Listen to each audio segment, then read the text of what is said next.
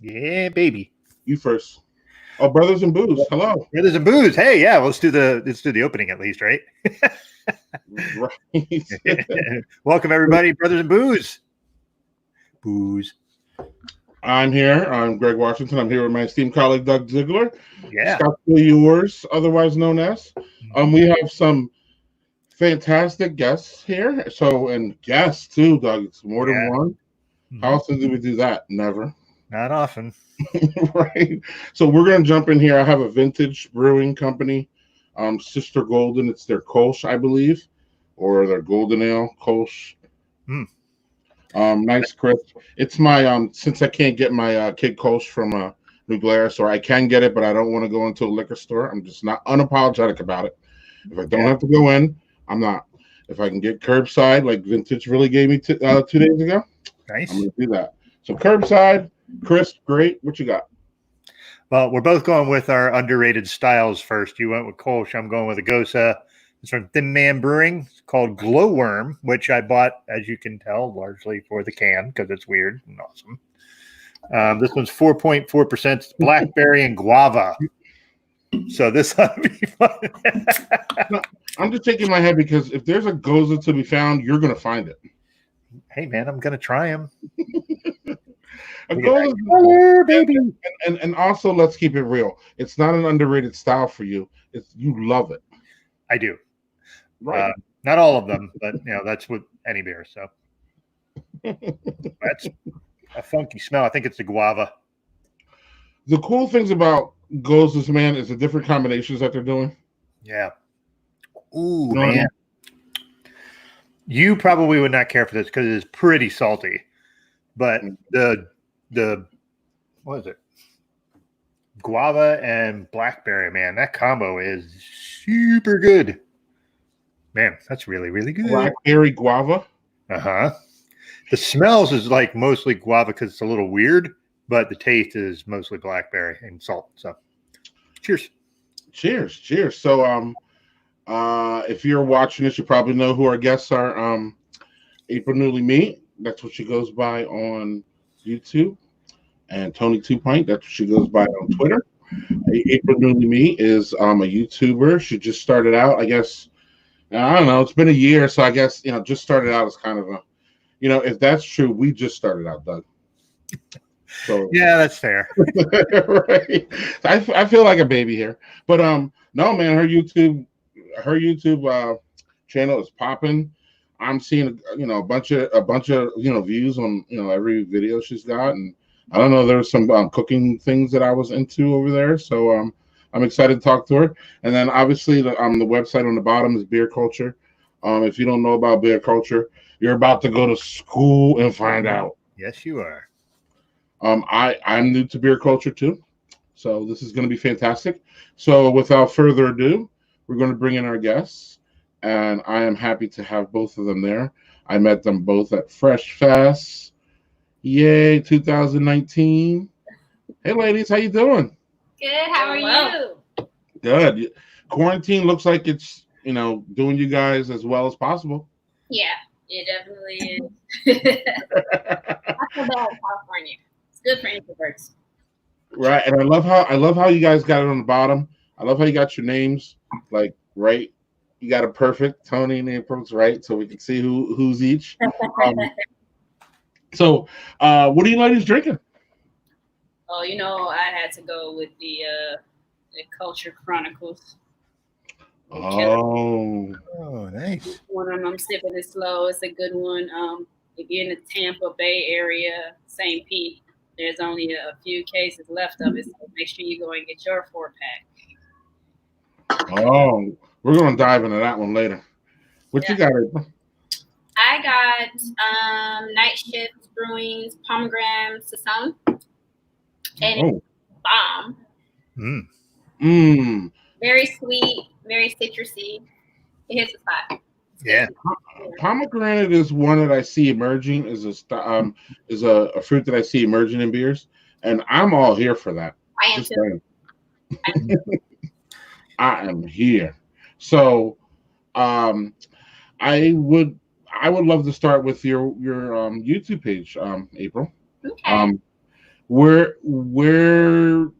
did this come from? Obviously I know where it came from, but what was the idea behind it, and what gave you the to get behind the camera? Well, I've always wanted to be a housewife. I've been working full time since I was 16, and when I upgraded, I got married. I married very well, and we talked about me staying home, possibly starting a family, and the plan was for us to save, and then for me to quit.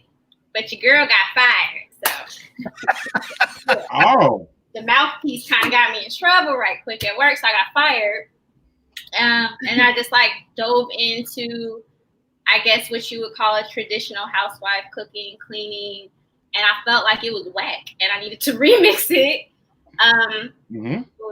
do this journey my way, so to speak. So that's where the name came from, April Newly Me. I felt like I was starting a new journey in life. That's where the name came from. And I just wanted to document it for everyone to see. That's where a lot of visions start, is where sometimes you feel like you're putting you're pushed to the back, or you're pushed to the wall, I would say, and now you got to be creative. Yeah. Well, it appears that you did pretty well. I mean, as you're doing pretty well. So I don't know. I would like to steer everybody there. Doug, I don't know if you have any questions. So it seems like you you kind of got pushed into jumping full time into that. Right.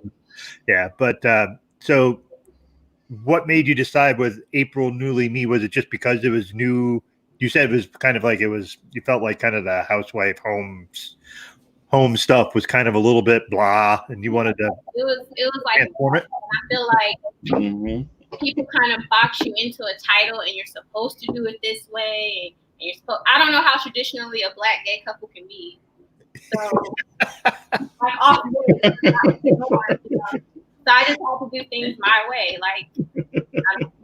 I just want everybody to see that you don't have to be cookie coder, soccer mom type ish. Yeah. So we have the comments that started rolling in. I don't know if you ladies can see that at the bottom. Shout out to Toni and April, two of my favorite follows on Twitter. Oh, hey, what's up, man? So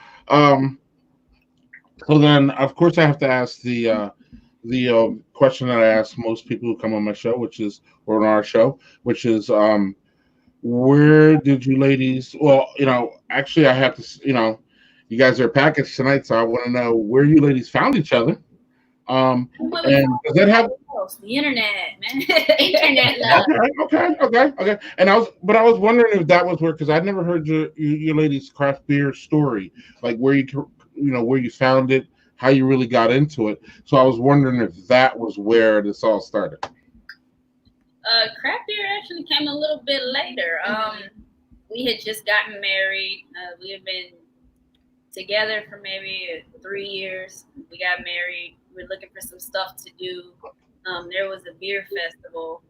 I was pretty much only drinking Coronas. That's the beer my mom drank. So I drank it too when I came of age and was able to buy it myself. But I was like, April, we're gonna do this. We ain't doing shit else. We're gonna go to this thing, and it was nice, outdoor. California is always beautiful weather, so just a nice time to go outdoors, maybe try a couple of different things since we weren't doing anything else.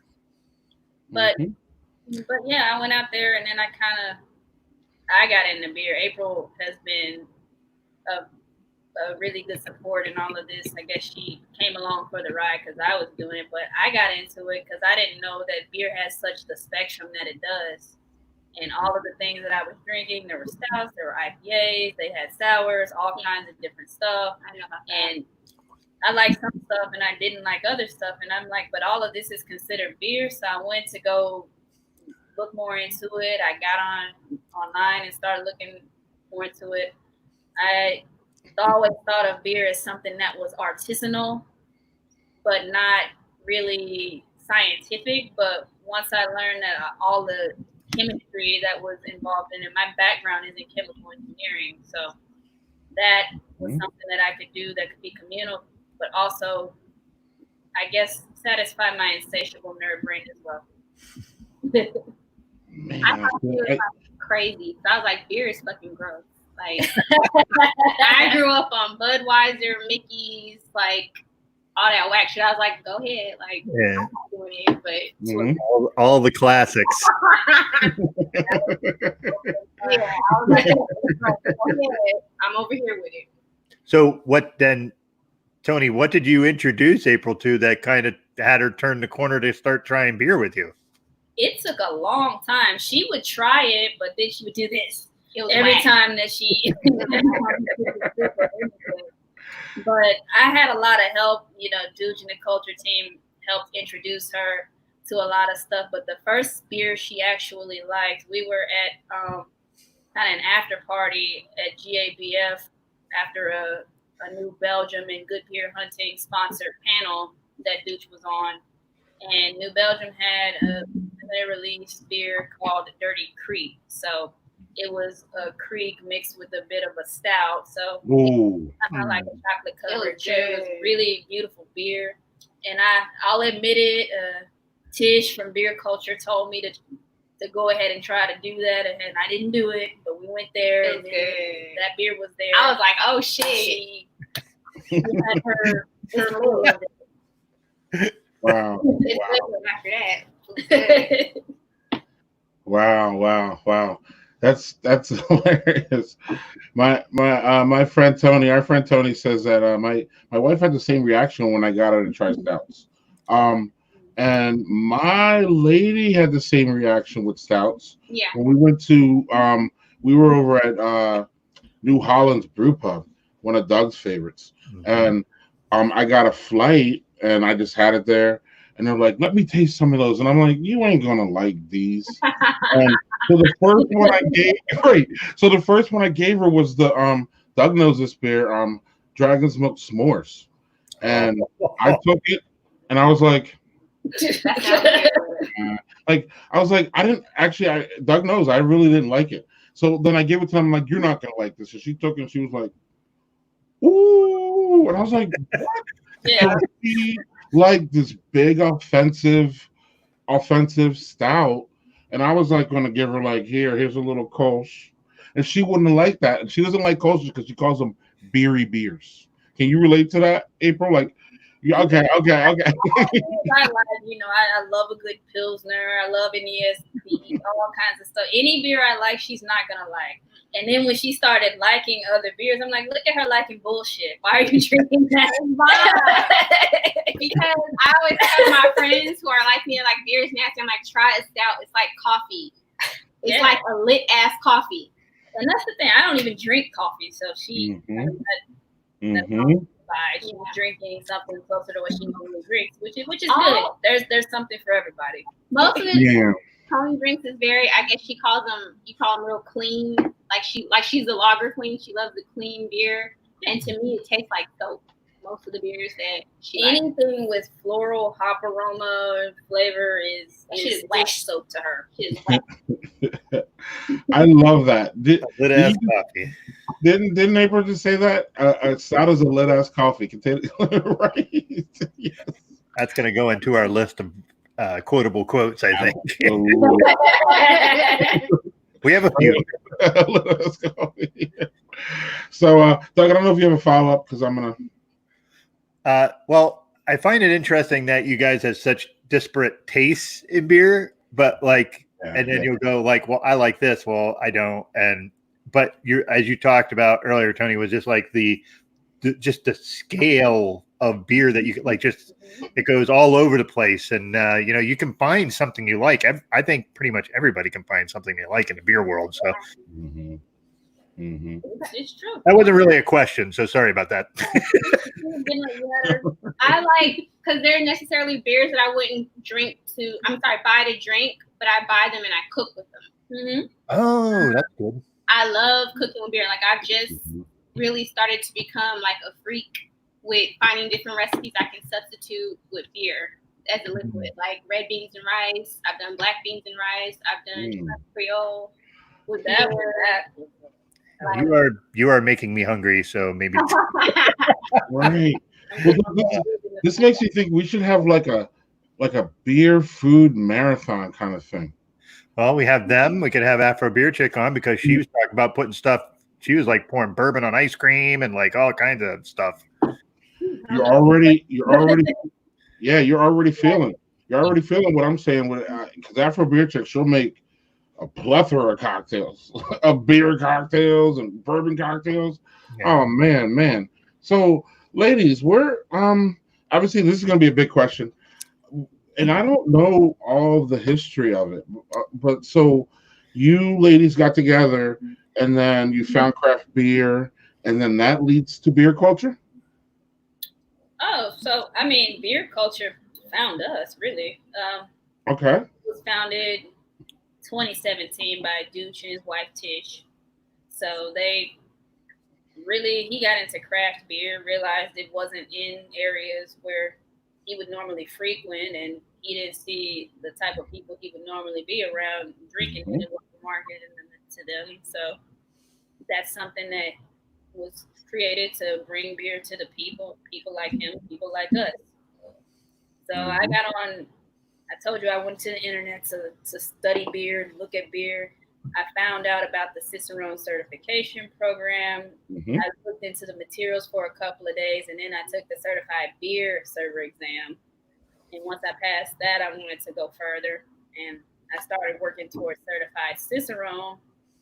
And I opened up a Twitter account and was kind of talking through it on that, and then I wanted to study, and that was something I aspired to be. And he was saying that, oh, you got this, and then I didn't know him at all. He just commented on that, and that gave me some encouragement, because then I found out that he was already a certified Cicerone.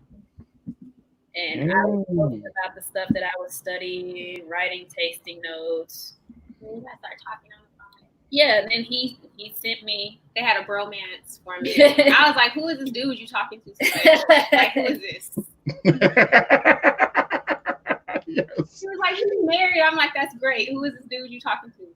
So yeah, he shot me a deal. He said, no funny shit. Give me a call. So I hit him up, and we ended up talking. He kind of gave me a crash course on what the industry was like and stuff. It was pretty much a perfect match. And since then, I started writing. He was saying, "You should write. I read your tweets. You should write. You can write real well. We can publish this." So I mean, most of my bylines are on beer cultures site. So that was a platform that I was given, and I'm with the movement and part of team culture now. Man, I don't know when I came along in all this, but as far as meeting you guys and grasping what you guys are putting down on beer Twitter, and I'm pretty sure it was during or right before the founders.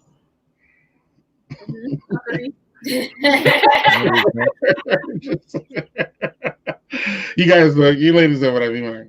It's like, oh man, yeah, that was some heavy stuff. Doug, we're gonna jump before we even jump in there. Doug, you want to do your second beer? Yeah, I actually am. This is gonna be something more like what you would drink, Greg. But what does that mean? Because it's a double IPA, which is not what I normally drink. I ain't about that life. Well, the reason I got it was because it is a smoked double IPA aged on Spanish cedar, whatever the hell that means. So, sounds good. What's Spanish cedar like? I have no idea. Right, cedar harvest in Spain, I guess.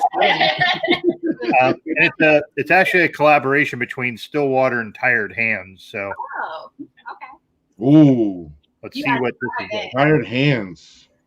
So it was just something I found. I was like, oh, I've never even heard of a smoked IPA of any sort. So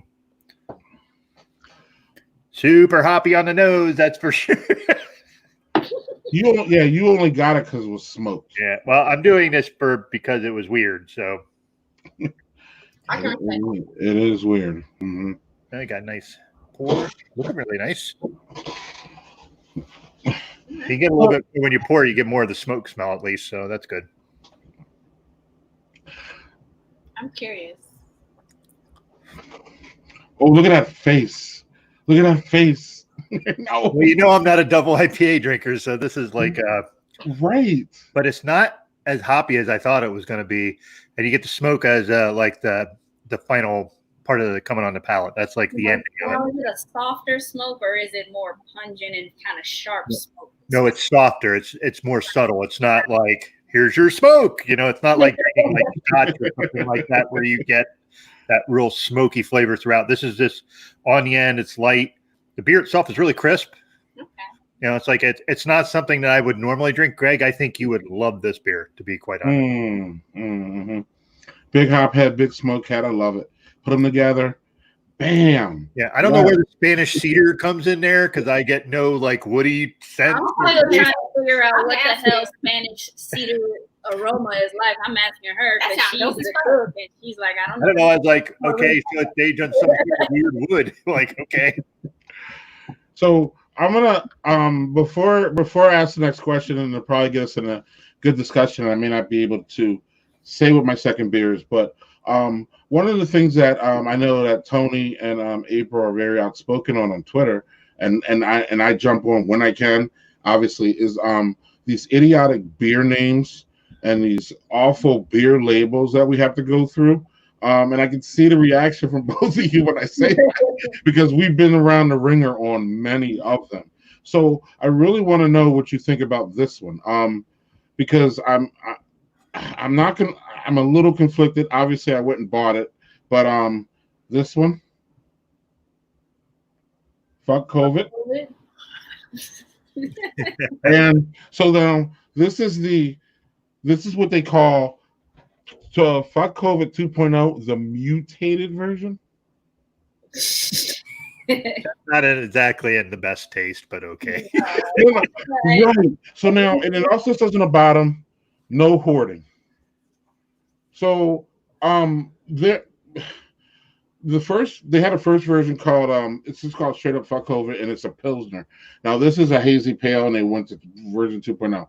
So I've been asked Doug knows I've been trying to get this beer. You can get it curbside and you can get it in the distributors and all that. So the first one that came out, I was cool with it. But once I figured out this was like the second mutation, I'm like, okay, when does the line get, you know what I mean? Like there's a fine line with these things, and where does it get pushed over? So I'm not sure if this is where, pushed over or not, but I wanted to hear your guys' quick hitter, what do you guys think of this as far as, obviously it's not racist or anything, but it's definitely in this time and age pushing the line, or am I wrong, or what do you ladies think? I think it's fucking stupid. I'm just gonna keep it all the way 1,000. It's dumb. It's like, to me, it's like it's a quick marketing scheme, yes, but it's like I feel like if you have to do that to sell your beer is shit.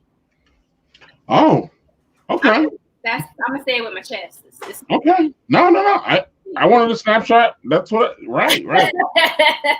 No, and again, there's such a fine line. I mean, for us, especially when it comes to race, and it's not really a fine line on that. For us, there's a line there. You go over it or not.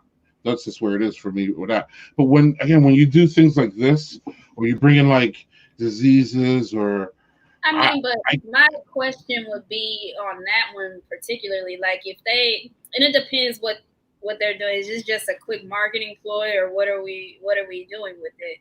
Because I wouldn't, we understand your opinion. But we got it. What I think about, like, if you had this pink can, not that this brewery would do this, and it had a cancer ribbon on it and it said "fuck cancer," would you be angry or would you not? That's how I view that. Yeah. People say "fuck cancer" all the time. Why not fuck COVID? That's why I'm trying to. I can understand where people's offense would come from in that one. Obviously, everybody's opinion and feelings are valid about that, because that is something that we are all being affected by right now. Maybe that's it. Maybe the timing, maybe it's too soon. I mean, we're all being affected by it, so everybody has a valid opinion. Now, when we're talking about racism or cultural appropriation, people in the majority, you are not the arbiter or the moderator of that discussion. Right. That's the difference for me.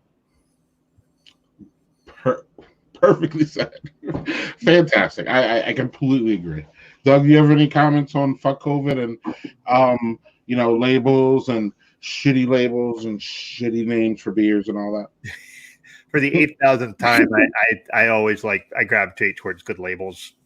Like that glowworm I had first, I bought that largely for the label, also that it was a Gosa. But yeah, the thing with the COVID beer that you had there is just that they were talking about a mutation, and now there's like a whole bunch of stuff out about how the virus is mutating now. Yeah. So I'm like, maybe not that line, but yeah, the other part, you're completely right. People say fuck cancer, why not fuck COVID, or fuck diabetes or whatever. Yeah, I mean, like just like somebody, I get messages in my inbox all the time on why is this or that offensive when it comes to race relations or whatever else, and I respect those questions, especially if they're earnest enough to not be facetious and to come to me privately to have that discussion. But when this comes, I think when people are offended, you do want to give a bit of an explanation, like you just did, about why something like that would offend you, so people at least understand where that's coming from.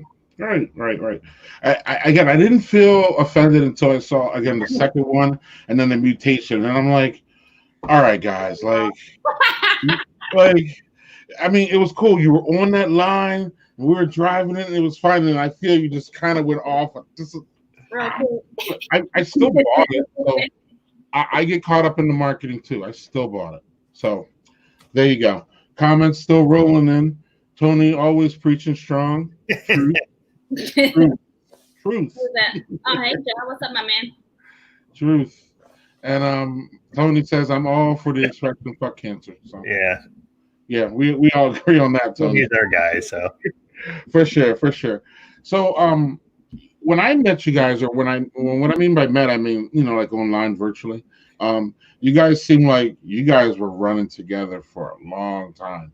You guys absolutely give that family tightness, we're all one together here kind of vibe, and it's beautiful and fantastic.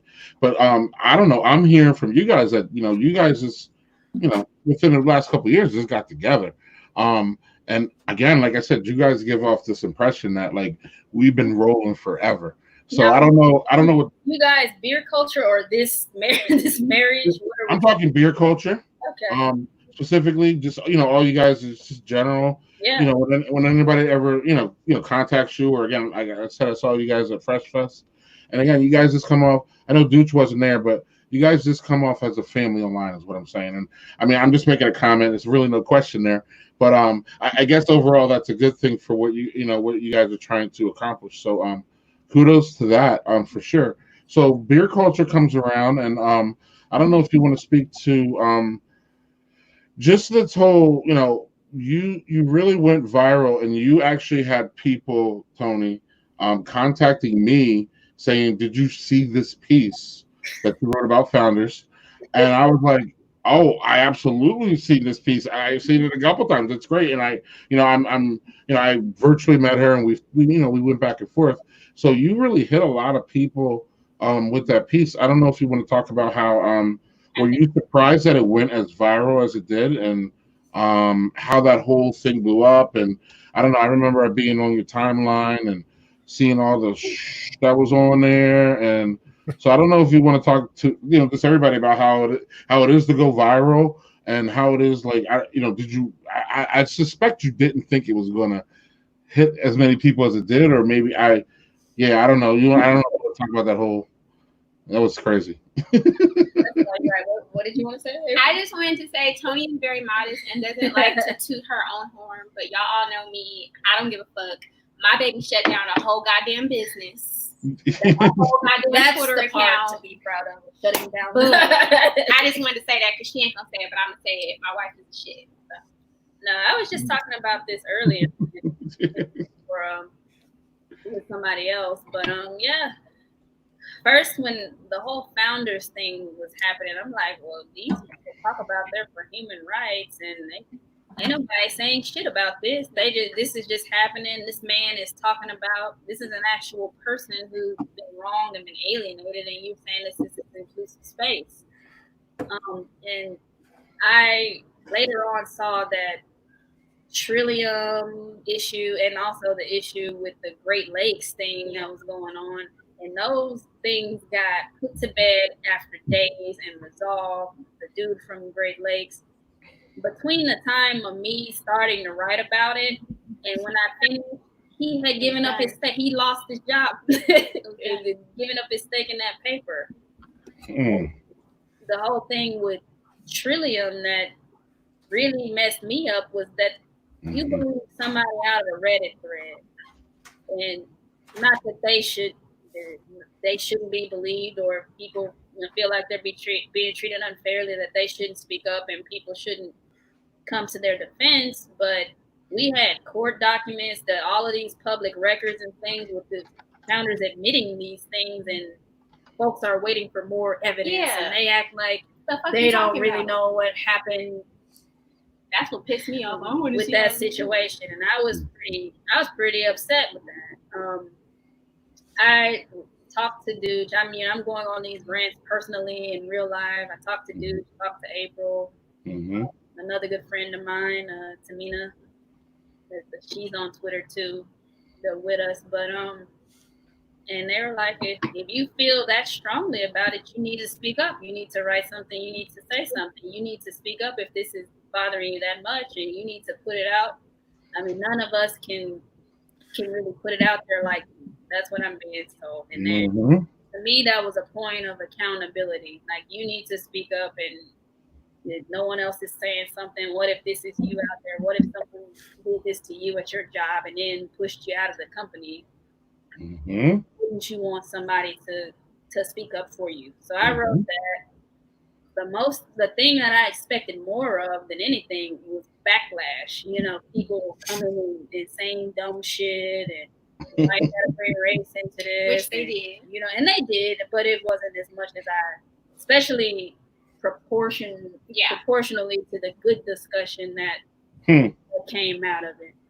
But I was nervous. Like, when they got ready for that to go live, he was like, I'm about to put this live. We're about to release that. Everybody had their phones We was all ready. We was like, do it. Oh, okay. And I appreciate that. I mean, that more than anything, that's when I knew I had a family, because people were ready there to band together, give me that support and give me that backing, because I'm stepping out there. And even the editor, Christopher Barnes, and he has a publishing. Yeah, he has. I'll plug him too real quick. He has a publishing business called Broken World Publishing. But anything I write that hasn't been for profit, that he is my friend. He just edits it. He's pretty much like the culture editor. Yeah, pretty much. Yeah, and we are him for stuff that we get paid to write. So since that was free, he didn't charge me anything, but.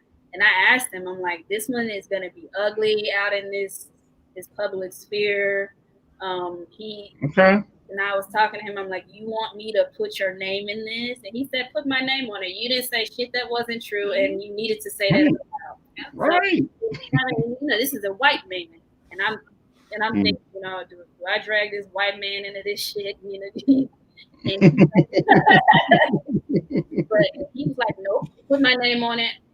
And they should that people need to hear this. So having his backing was important to me too, that he was willing to put his ass out there on the line next to mine with that piece. But within hours, my phone was blowing up more than it had ever blown up ever in my life, and that went on for weeks. And I DMs and retweets and comments, and the people's phones are dinging from people logging into the website and looking at the article. You got someone logged in from the UK or all these other places that you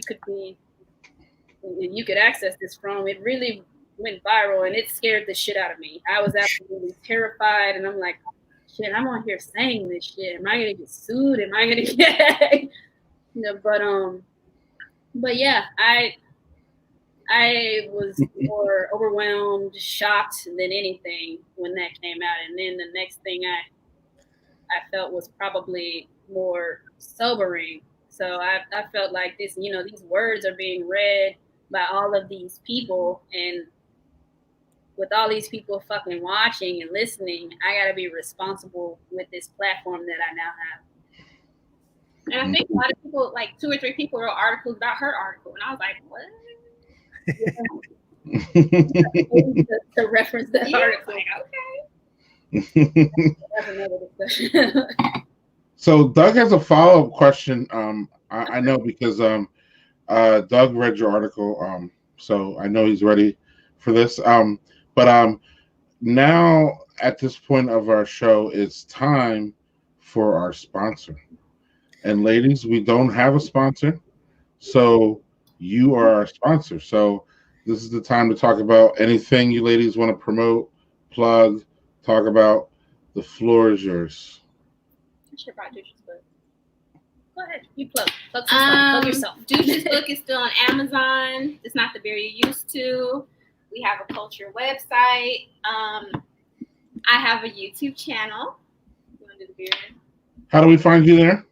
Oh, I'm sorry. It's April Newly Me. Yeah. I have uploads every Monday and Thursday, usually around 6 or 6:30 Pacific Standard Time. All right.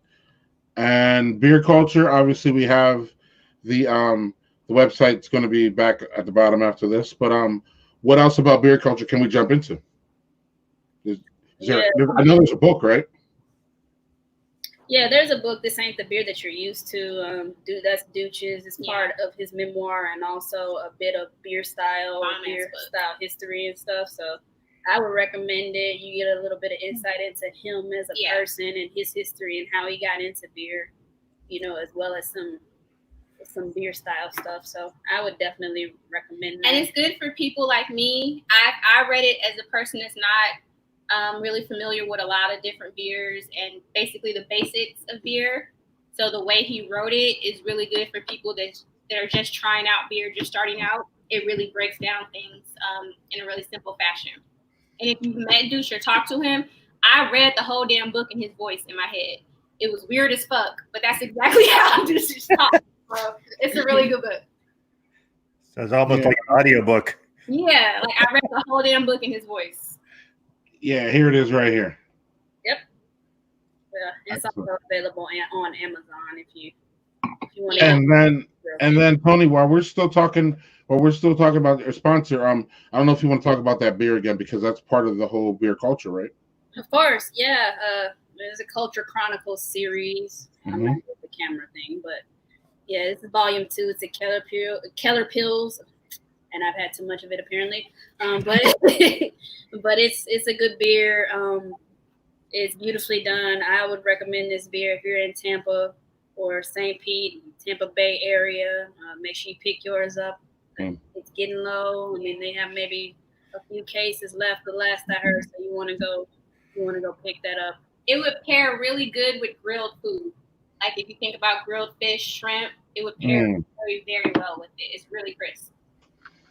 And it's getting to be that grilling season too. I grill all year round. There's no grilling, and I'm in upstate New York. So I grill when it's snowing. That doesn't bother me at all. That's what I was going to ask you. You grill in the cold? Yeah. Well, but I'm one of those idiots that goes out like, oh, it's snowing. I'm just going to wear a long sleeve shirt and long sleeve t-shirt and shorts and go out and grill, and it'll be fine. Because I'm not that bright apparently. So. Doug, we have a question for you quick. Well, for me, upstate New York by Binghamton. So about an hour south of Syracuse, an hour north of Scranton. So. Well, you're in Wisconsin with Greg. No. Greg and I, we do this remotely. Like Greg can tell you, he drove to my house once and it's like 13 or 14 hours. Oh, wow. Yeah. Doug and I met at Dad 2.0, which is a dad conference. Okay. And I don't know, I think we knew each other before, something like that. It kind of tangentially, but yeah. Yeah, and then we met in the Facebook booth. Love it was funny because he and I were just talking about like his Facebook Daddy Porter group. And he's like, yeah, I don't know how. And he and I just like the Facebook guy was standing there. We were kind of just talking at each other while the Facebook guy's just kind of standing there, like not knowing what to say. But that was funny. But it was one of those instances of like instant chemistry. So like when I was looking for someone to do this show, he was the first person I called because like he was one of the few people that I could just walk up to. We just started talking. I don't know if you ladies ever had that where it's like, boom, it doesn't matter it was like. Yeah. So I'm like, when you do these things, you need someone that you at least have a little bit of chemistry or rapport with. So in case I piss him off, he doesn't just run away. I've done it a bunch of times. No worries. Yeah. We're good. Anyway, so before we get to Doug's question here, I apparently picked some or said something bad. F that grilling in the snow.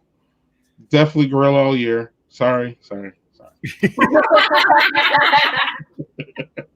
Oh no. All right, Doug, you had a follow-up, buddy?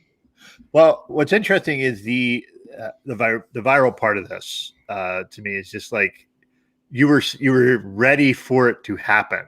Like you're ready, like this could go really sideways, or it could just go big and whatever. And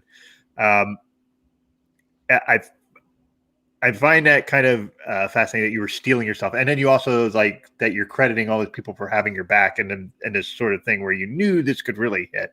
And I had not seen this until Greg said, you really need to read this before they're on the show. That's not a fault of you not doing a good job. It's just there's literally like certain worlds that I read in and sometimes I just don't see it. And part of it is I'm a white guy that has a lot of privilege. So I don't have to look at that stuff as much, which I need to. And it's something that Greg and I have talked about the show multiple times is having more diversity. You can get a million guys that look like me on the show and talk about beer, but we need more people to grow that sort of space and make room for more people instead of it just having look so homogenous. So, I was really struck by it because it's not my experience of life because being white, I don't have that experience. That whole, things will just be this way because that's how they always are. It sounds really arrogant and it's not meant that way, but that's part of my experience. No matter how woke I get, I will never experience life as you guys have. And I can respect that. You got to be real before anything else. I mean, you can't fake the funk. I have less respect for a person that tries to pretend to be woke than someone who is honest about things that they haven't experienced or their worldview on things. Yeah. Yeah, I was just kind of blabbering there, but I thought the article was phenomenal and more people should read it. They should. I agree with you. I appreciate that. I mean, I really do. People think I'm being disingenuous, but every positive comment makes a difference for me. Because I was really self-conscious about the writing and self-conscious about how that would be received. I just knew that this is your time to speak, and the people before you came and spoke up for you before you got here, and they put way more than anything you have on the line for that. So there's nothing for you to be scared of. You're gonna be scared of that racist right now. You gotta speak up. So when getting positive feedback actually gives me motivation to continue and try to do this work and be for real about it.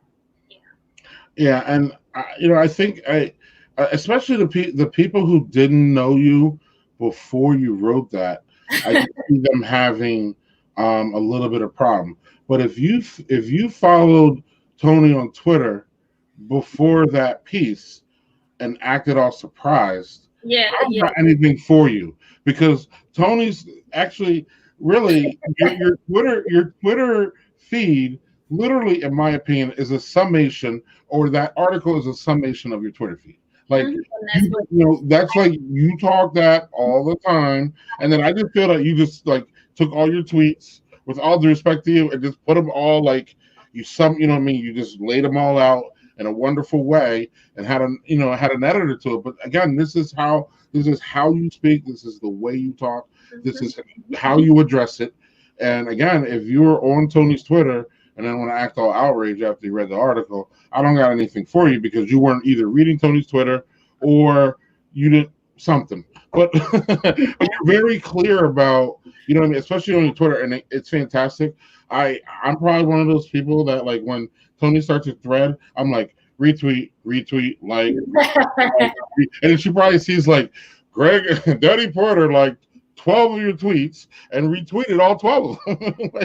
And I don't care about what you think on my timeline. Again, you can mute, you can unfollow, you can do all that. I'm good with my only 300 followers. I really don't care. But I'm going to, you know, promote that message as much as I can, because one of the things that I love about you, Tony, is that you remind me of Eminem when he first came out. You were saying the shit out loud that was in my head. Like you say the shit that's in my head, you put it out there in a way that I will be like, it takes me, this is why another reason I love my friend Doug is because he's a really good writer, and I look up to him in that way. And I look up to you in that way where you can take your thoughts and put them down. I just can't do that so well. So this is why I vlog and I can just talk, and then you can, you at least understand me then. But I really have a problem with writing. It's not really necessarily controversial things. It's just I want to make sure that my shit's right before I get it out there, because I want you to get my point. I don't want you to care if I spelled there with an I before the fucking E or whatever. Mm-hmm. Like, and so that's why you get an editor, so nobody can. Oh, like that. That's why I gotta, You're right. You know what? My good friend Doug and Joe could edit for me too, and I never even thought about it. Yeah, they would edit for me if I asked them. I would slide it over to my wife because she's the editor. I write stuff, she edits, and then I. Maybe that's just what I'm afraid of. But yeah, Tony, like your Twitter, I need to bring it up actually. When I'm done talking, I'll bring it up. But your Twitter really mirrors your pieces, is what I'm saying. And so I don't. Again, if you're gonna get all outraged, then you must not follow her on Twitter. Is my point. I mean the tweets that's usually where the pieces come from. I'm tweeting and talking shit. I might text some shit to Douche or April. They're like, "Why are you texting me for? Write it down." Right. That's what I was telling her.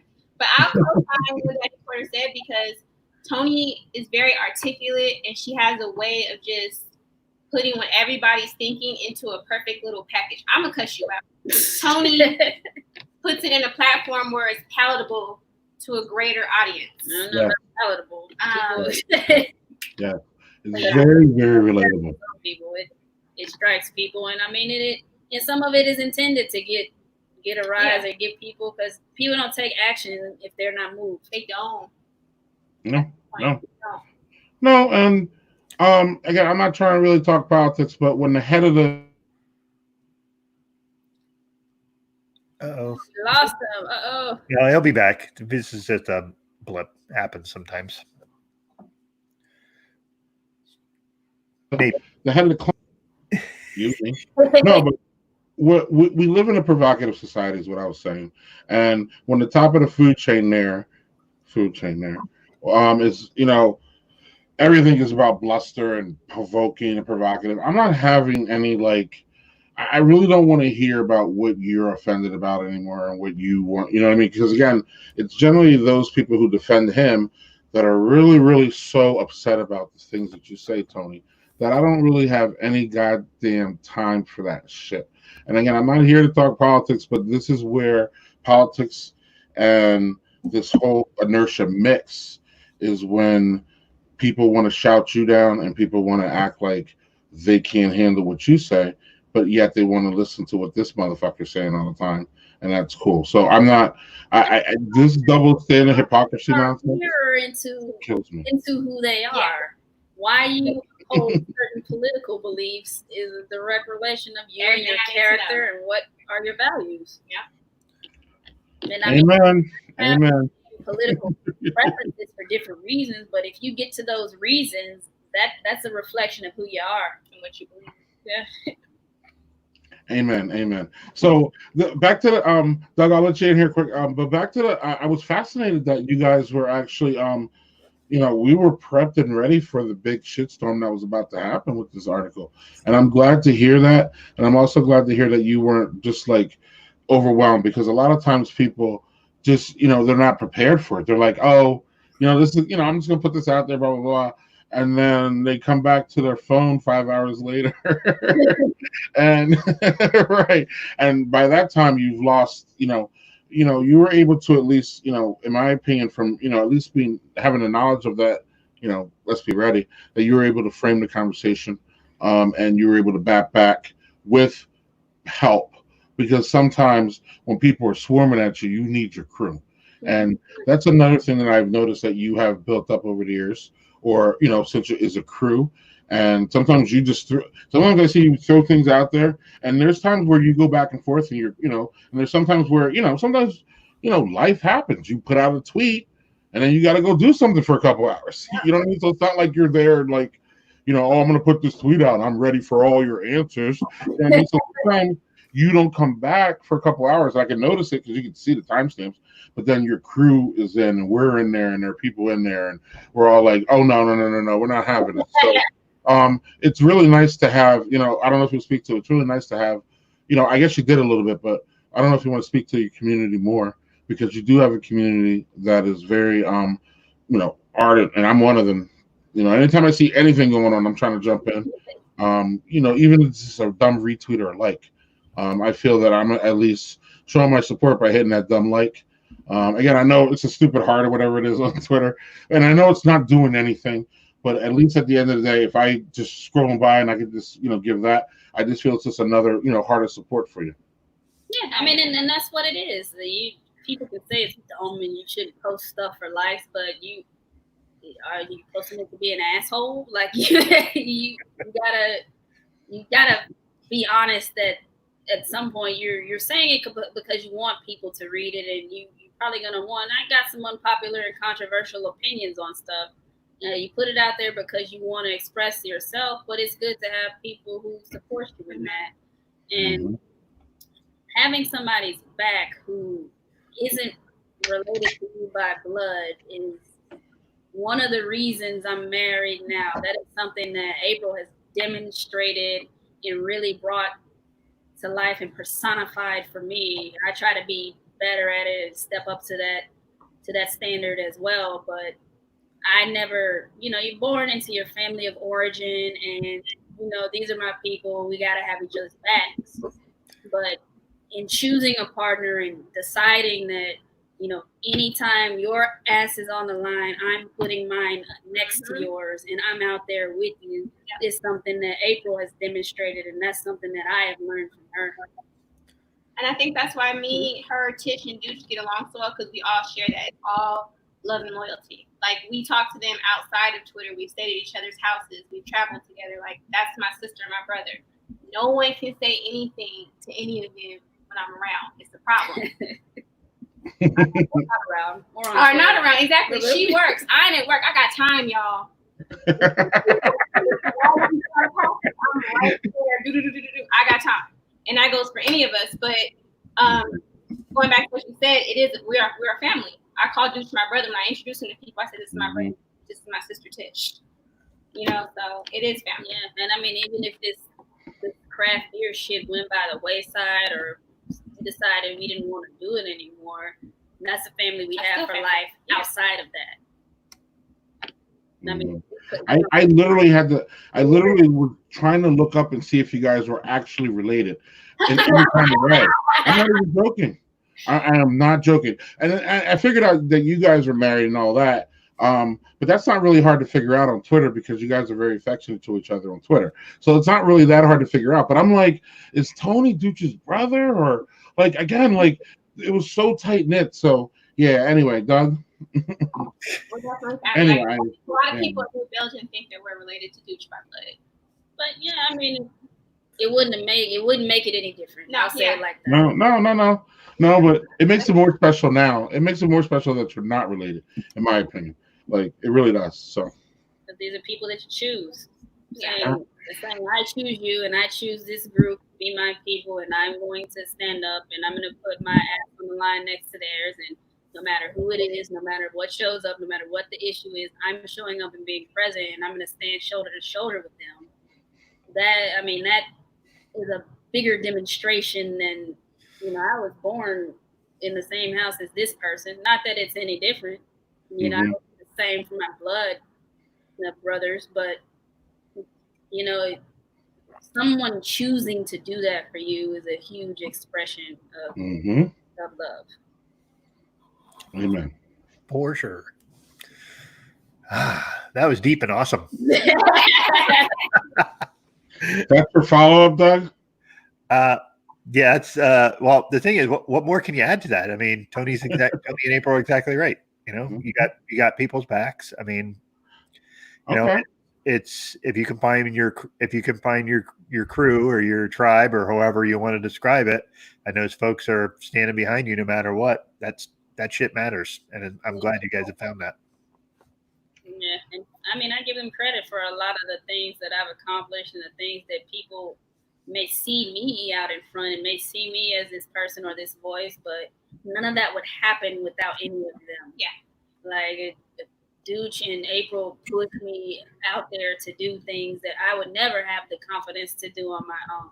Tish is at home working that website and making sure it's good. Off. She puts all that shit on there and that for people to read. And people don't see that, and they may or may not know that. And anything that I do, April is anything that's mine is hers. Any success that is mine is hers, because he provides, just a foundation and anchor and grounds me in a way that allows me to be free enough to go out and accomplish these things. Look at that. You two are fucking adorable. Relationship goals, as I like to call it. From my brother, if you have a conversation with him, he literally knows every aspect of beer, as far as employment wise. And I feel like because he's a black guy with gold teeth, like people sleep on him. But he's extremely intelligent. Oh yeah. Well, black guys strike one, but gold teeth strike 2 and 3. Actually. Yeah. That's a 2-striker. right. And not, obviously I'm not saying that, but that's, how other people look for sure. So we have a new segment on our show that we started a couple weeks ago. And I don't know if you ladies want to participate or not, but I think I warned you. It's the thing that I don't want to think about. And the thing that I don't want to think about this week, and I almost forgot it, is 2 weeks ago it was the thing I don't want to think about, just to give you guys a little is returning to breweries with a mask. So so the thing this week that I don't want to think about is the breweries that aren't going to be around anymore. And I believe, unfortunately, we're going to start finding that out as everybody, quote, opens up. I believe that this is my opinion here. Thank you. That if we open up too soon, no one's going to go. And when nobody goes, that's going to be the time where breweries are like, we can't do this anymore because we either we don't have enough people in, or the distancing things that we have to do are keeping us from making enough money to keep going. So the thing I don't want to think about is about 2 weeks, or actually, I'm sorry, 2 months. That's what I don't want to think about. Doug or the ladies, you guys have one? You got to think about what you don't want to think about. Yeah, the thing I don't want to think about. Right. And if you don't have one, that's cool. You can just jump off mine and agree or disagree. Or all right. Doug, you have one? Let me jump in so you guys can think on it a bit. I don't want to think about Michael fucking Jordan anymore. Oh, did you watch we haven't watched Last Dance? Last Dance stuff, like yes, he was a great competitor, greatest player ever, however you want to say it, but he was a giant asshole, and we all get it. He was the greatest winner. The end. I don't want to think about him anymore. So Our friend Aaron Govea says, "Nah, they'll go to the breweries. They'll go in droves. They shouldn't, but they will." Certain areas, I think there are definitely some regional, maybe some cultural things that play into whether or not people are going to partake in that. Like California, mostly California has been doing fairly well with obeying the stay-at-home orders Surprisingly. and stuff. But 'Cause certain we assholes. counties, certain places with rich folks, people who aren't used to being Told what no, the fuck to do. want to protest your and ass at shit home. like that. They want to go. I want the right to go to the beach and infect a bunch of people with with some shit they might not come back from. So I mean, there are some people who will go, and your friend's right for sure. Aaron, yeah, some people will go. People are going in certain areas. I know I'm from Memphis. My mom lives in Memphis. She says they opened up some places and people running over each other to get in the mall and all types of stuff. But I think, especially with something like this, I think things are so polarized that you can't have really a good discussion about it. Because, yeah, you want everybody to be safe and well and healthy, and you want to make sure that people avoid this at all costs, but you can't do that without addressing people's livelihoods. I don't think that's a fair part to ignore. When someone says, I don't have a job, or my livelihood is my business and I can't keep it open, it's unfair to ignore that part but ask someone to stay at home. You can't. You have to address both of those things together, and people are usually talking about doing one or the other at two different extremes. All right. Can't there be a nice mix again? And I'm in Wisconsin where we sue our crazy sues. Like we sue. We go out of our way to be crazy. We will sue you in court for our craziness. So we will. Yeah. So that being said, I'm getting some comments here. So I don't know if you ladies, I don't know how many times you've seen our goofy ass show, but there are people who want me to ask you. Sorry, it's going to sound a little bit off the wall, but do you ladies use a top sheet? Use a what? A top sheet. Yeah, like the non-fitted sheet. Yeah. So like you have, the fitted sheet, and then you have the top sheet, and you have the comforter, right? And a blanket. Right. I will say 9 times out of 10, Tony's under both. I'm just under the big sheet. No, you don't even get under the blanket. You get your own separate blanket that it feels selfish. like a rug, and she wraps herself. I'm very selfish with my cover. Like I am very selfish. And Toni, I learned when we were dating, likes to toss and turn, and she rolls with the cover, and that annoys the shit out of me. So I just start going to bed with my own shit for the most part. The thing that's annoying the way that she does it is that sometimes she'll get her own blanket. It's like she says, she'll come with her own, but she'll lay on top of the rest of the covers, so she can't move. And then I can't move around. She don't fucking move. You sleep. Chill out. That's some passive aggressive shit right there. Hey, don't need to move. What the fuck you doing? I need to protest life from a right. Oh, Aaron, you are my boy. We disagree on a lot of shit, but yeah, that one we don't.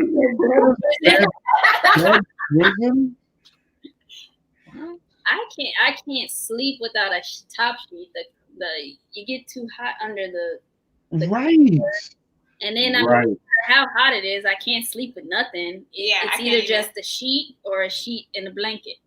Okay, so then do you guys? What about what about this duvet or not duvet?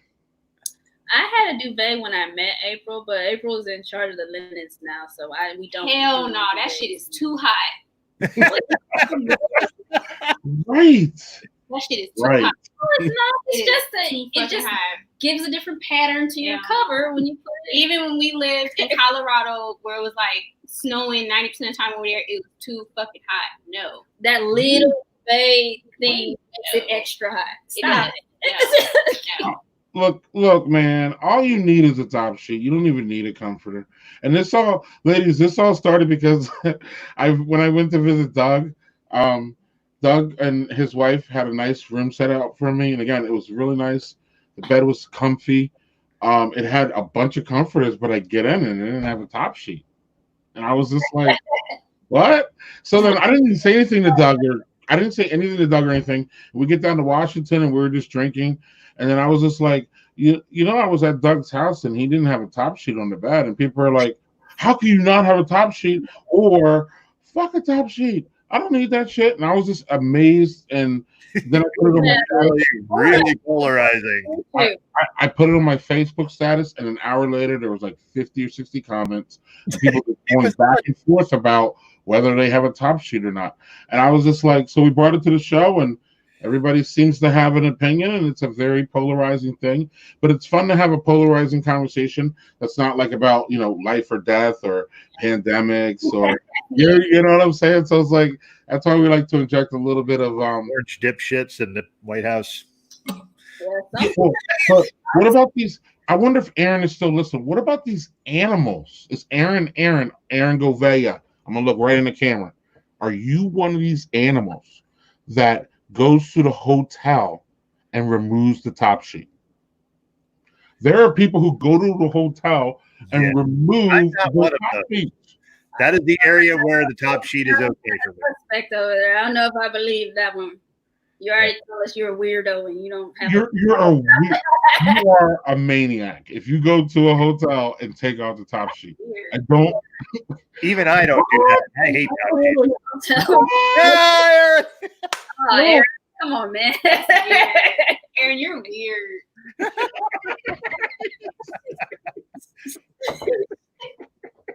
Hey, on that note, can I have another beer? See, it's funny because Tony's like, I don't even believe that shit. Right? No, you're gonna find out. Aaron is an extraordinarily opinionated human. So it's, look at this. He's saying, "Don't box me in." I have the right to be free. Don't fucking box me in. And so Aaron, do you do the duvet while we're here? Aaron, do you do the duvet or what? Because but Tony, why not? Because why not? He's paying for the room. But like, do you want all those germs from the comforter? Like, I think the top sheet doesn't the top sheet protect you from those germs? I don't know. Not a bulletproof vest. I don't know you. Bulletproof vest. Get out of here. We're not trying to be super serious. We're chilling. He can do what he wants with the room he paid for. We agree. It's weird. Oh. Right. Doug, you have a third beer? Yeah, this is the one I've been looking forward to all night. Oh, well, let's pop it open an hour in. Yeah, so this is Oscar Blues. It's something they just released called All Monday. It's a 2020 barrel-aged series Imperial Stout aged in bourbon barrels with toasted almonds and Madagascar vanilla beans. Oh. Madagascar? What the heck are vanilla beans? Vanilla beans from Madagascar. Okay. Ladies, you ladies lived in Colorado, and that's Oscar Blues territory, isn't it? Yes, it is. I didn't leave the fucking house because it snowed too goddamn much in Colorado, to be honest. So I don't know shit about Colorado besides it fucking snows too goddamn much. How long did you live there? 9 months?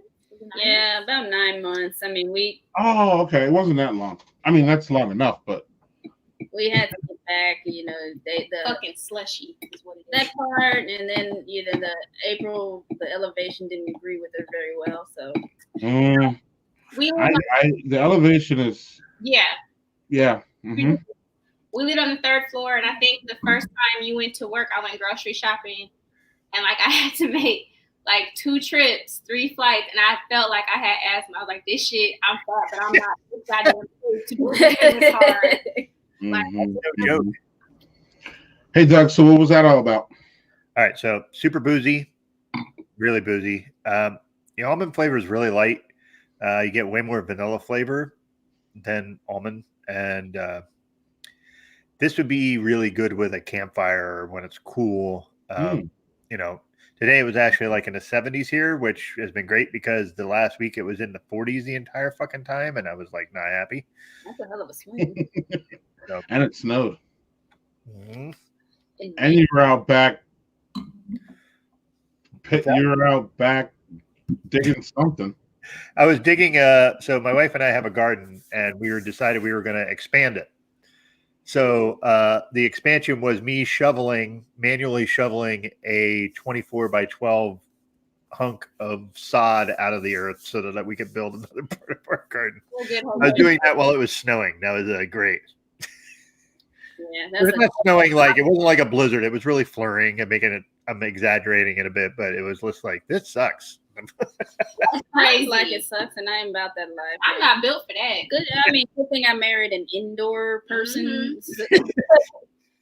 Well, my ass outside to do too much of anything. You ain't even in the yard here when you buy your house. So yeah, nice patio. Yeah, you gotta be a fucking billionaire in California to get a yard. Yeah, well, I live a little bit outside of the cities, so like having like I'm actually able to afford a house here. Whereas like if you're in like I don't know if you guys are in San Francisco or that area, but like SoCal, man, LA County. Okay. Well, so even in California, like the property prices are like nuts compared to where I am. Yeah, and it was going up. We sold our condo when we moved to Colorado, but yeah, we'll get another one. But that the price where we bought and the price where we sold was about $75,000 difference. Yeah. So it's changed. Wow. So we have a comment here from Aaron. Despite being wrong about top sheets, I love Toni and April. Can they host a show from now on? Aaron, were you not listening earlier? April has a whole YouTube channel. Yes, and she will be on camera. I have to like bribe her and trick her into doing it, but sometimes we make videos together. Oh, should we have a podcast? Should we do a podcast? You want to do a podcast? I don't know. She does. I'm off. Aaron would be fine if you just took over for me and Doug. Yeah. But be warned, if Aaron got on this show, it would be nothing about beer, and it would be all about the Patriots and the Celtics and everybody. No. Oh Lord, Time Aaron, out. Who is a Celtics fan? Look at Doug Smith. Aaron Govea is a Celtics fan. Homie. Really? I want to like you. Look at Doug, the great divider. Look at that. They were building something together, and Doug had to just throw dynamite. Be about the Celtics. Hey, like April, I am not about the bullshit. So let's give them the Oh, okay. Give them the truth. One of my best friends is a Celtic fan. I went to undergrad in Massachusetts, so he was in my wedding, one of my groomsmen. So he is a Celtics and Patriots fan, and just we argue every goddamn everything unholy with him, and they argue. And my dad loves April because he's an old Laker fan, and they get on and talk old people shit with him on Facebook. Friend Eric, his birthday's tomorrow, so listen to birthday. Old people shit. That's great. Some dumb shit with Eric tomorrow, turning 34, but he's a Celtics fan, and they talk all types of shit like all day long. I'm looking forward to try to have a Lakers Celtic final this year, which we would have. That would have been entertaining. Which we fucking would have. No, the Lakers would have been there, but the Celtics would not have been. I love you. You a savage, and I like you. I'm a huge basketball nut, and while the Celtics were moving in the right direction, they were not a finals team yet. Yeah, no, they weren't. Who do you have out of the East then? If not, Milwaukee. I would say Milwaukee or Philly. I think it would have been if Philly could have gotten their shit together, they're a better team than Celtics. They had Ben Simmons and Embiid out, didn't they? And being so like wishy-washy and fragile. So annoying. We gotta have the ladies back just to talk NBA all hour. Yeah.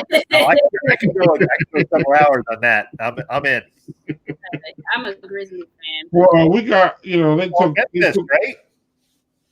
Huh? Memphis, right?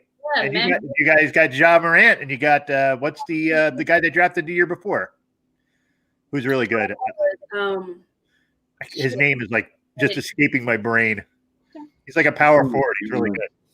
I know who you're talking about. Jaren Jackson. Yes. If you hadn't said that, I would have remembered his name.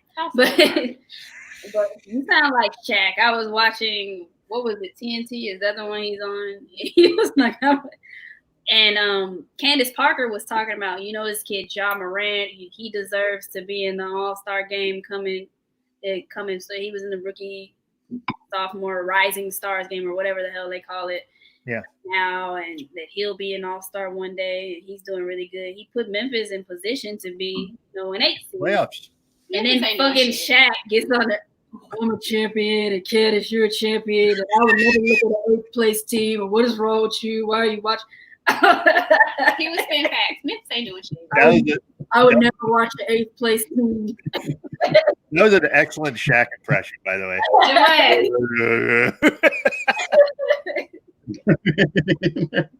We know exactly what she's talking about, right? Sorry, I hijacked it with the NBA stuff there. Yeah, sorry, Toni. No worries. So, ladies, it's been fantastic. I can't say enough about April. Thanks for getting Toni on. April, thanks for being who you are. Thanks for being easy for me to approachable. You've always been approachable before I even knew you guys. You were just really nice and outspoken on Twitter, very welcoming and warming, and I love you both. Thank you. Love you too. Thanks for having us. And keep going if you need anything. If you're Toni, if you're about to drop something crazy, let us know. We want to be there. Crazy's relative, because it ain't crazy to us. It's crazy to the crazies. So it's how I like to look at it. It ain't crazy for me. I mean, I look at it and I'm like, yeah, and it's crazy for some other people. But I just can't say enough wonderful, positive things about you ladies. And I don't know, any last words? What's your last words? Yeah. Follow my wife and subscribe to her YouTube channel at April Newly Me. You can find how she cooks. I don't even know how she cooks because I get kicked out of the kitchen. So you might know more about what I'm eating than I do if you watch that. She does the shopping and grocery hauls. She lets people know when stuff's on sale. I know my aunt likes that part of it. I make guest appearances from time to time. I trick her into doing videos. Talk some shit. So Facebook, Twitter, Instagram. Culture has some shit hopefully dropping pretty soon. Yeah. Books and merch and all that good stuff. So look out for that as well. Yeah, you find us at Beer Culture, Instagram, Twitter. I am at Toni 2 Pint, Toni TWO Pint, Twitter and Instagram. Doug? This has been awesome. Like I said, this is all new to me, and I'm super glad Greg got you guys to come on because, like I said, being able to hear voices that don't get the reach they need and being able to help them expand that is incredibly important. I'm really glad you guys are here. And April, I'm going to be stalking your YouTube page for cooking stuff because one thing in the pandemic I've started to do is cook more, and my wife loves Southern food, so I don't know if you do any of that, and I'm going to be your stuff for that so I can make some stuff she likes. And it was really nice meeting you, Doug. Honestly. Yeah, it's nice to meet you. I haven't seen you. Yeah. We haven't met you, so it's nice to meet you. Plus, great basketball. So. And yes, you guys were. Everybody loved you. Cheers. Love seeing Toni and April. The non-cooker does not need to be in the kitchen. And again, Aaron again wants us replaced. Doug replaced by Toni and April, which probably would be better, but sorry, it can't happen, Aaron. You could have a Daddy Porter takeover. But I would love I would love to have you guys back anytime you want to come, and anytime. I don't know if you're going to drop something crazy and you want to talk about it here. That'd be great. Yeah, you got new projects. Anytime we can help beer culture, any of that. So please reach out, ladies. And again, thank you. Have a great weekend. Yeah. and we'll see you guys soon. Okay. Yeah. Thanks, guys. Bye, everybody. Cheers. Cheers. Thank you, Doug. Happy craft beer, happy American Craft Beer Week, and ultimately, I don't know how we or I am ever going to do better than I did this week with the people. I mean, we had Toni and April, we had Elle Sharpton, we had Julia Hers, we had Vicky's Cookies, we had someone else too that I'm forgetting and I shouldn't. Right. Actually, we're not we're not gonna play that stupid game. We're gonna figure it out. As we said, time is a small circle. I'm gonna keep saying that the entire time. So. Oh, and we had Ryan Newhouse who we were talking about. How can I forget about Montana beer? I love Montana. I would never again. I continue to say every time I say I love Montana, I laugh because I would never thought in my life I would ever be saying the words that I love Montana. It's gorgeous there, and our friend Jessie Sanfilippo lives there too. Yes, and she's coming up. Who we'll be having on in the show in June. Yes, and that's going to be fun too. And Toni agrees. We had it rocking this week. Yeah. So next week we have who do we have next week? Dad Drink Repeat. So we have Anthony and Michael from that. That's a podcast that they do. We met them at Dad 2.0. They are largely bourbon drinkers because they live in the bourbon area, in Tennessee, and I think the other one lives in the Carolinas, but still. Oh, and we didn't get to ask Toni and April their favorite beers, but I think they only had one. But I'm gonna go down my list because this is what we do, and we almost forget this because we do meet my friends during the week and all that. So then, actually, I didn't even give my tasting notes for Fuck COVID. This Fuck COVID beer was a nice hazy APA. Is this APA? Mm-hmm. Yeah. Hazy pale, right? APA, nice, juicy. 5% sessionable. And then I started the show with Sister Golden from Vintage. I picked this up curbside. Shout out to Curbside Vintage. Shout out to Curbside Ale Asylum. Curbside's the only way I get beer now. Once everything cools down, I will go back to the breweries, and I can't wait for that. But until then, I'm just gonna roll through the curbside. Yeah, I think that's wise. Now, I am not as like when I go to breweries, that's curbside. I will go into the bottle shop that I went and picked up some of the stuff that I picked up because it's a local business, and they are very good about distancing and things like that. But I like buying singles because that way I can try stuff, and if I don't like it, I don't feel like I'm wasting beer. So for me, I'm going to start with the Smoking Buddies. I think you would have fucking loved this. It was the smoked double IPA. I'm just not a double IPA guy, except for what it was good. It had is really hoppy, but the smoke was right on the end. It was not aggressive. It was the smoke part surprised me because I was expecting it to be like, here's all the hops and here's all the smoke. And it wasn't like that. It was a little more subdued. Again, that was a Stillwater Tired Hands collaboration. So I think I'm going to find one of those, see if I can ship it out to you because I think you'd really dig this. Second place was Glowworm. There was a blackberry and guava. Which guava I'm not a huge fan of. I got it mostly because the can was really freaking cool. Me and it's a Goza, don't lie. Yeah, and it's a Goza that was like a bonus, but the can actually is what made me. And then I realized it was a Goza. It's groovy. Yeah, groovy, man. Groovy, man.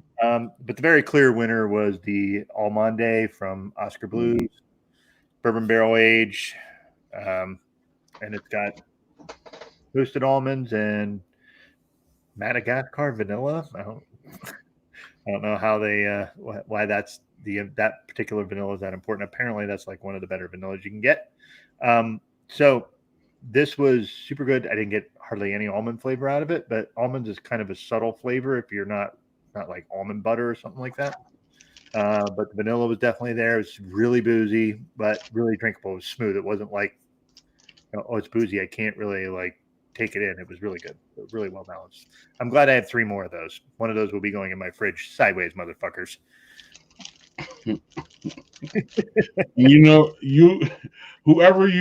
motherfuckers is, they know who they are.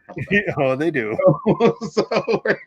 So Our next live stream is Meet My Friend with Nigel Woodbury from King Nigel, City. man, that's gonna be good.